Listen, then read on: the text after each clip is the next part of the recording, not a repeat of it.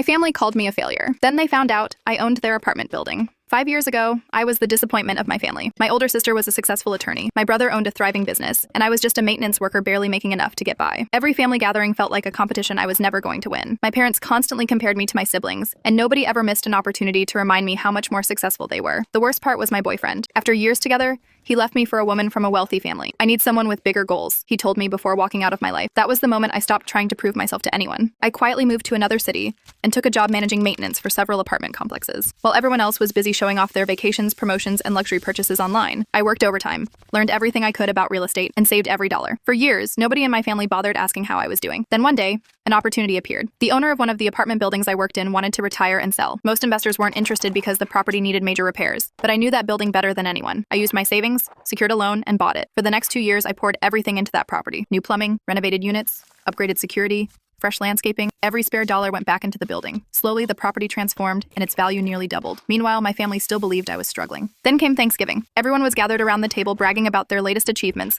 when my brother started complaining about the new owner of his apartment building. According to him, the owner had raised the rent, enforced lease rules, and stopped giving tenants special treatment. My sister immediately joined in, saying she hated the new owner too. Curious, I asked for the address. The moment they told me, I almost laughed. It was my building. Neither of them had any idea. I pulled out my phone, opened the property management app, and showed them the ownership records. The room went completely silent,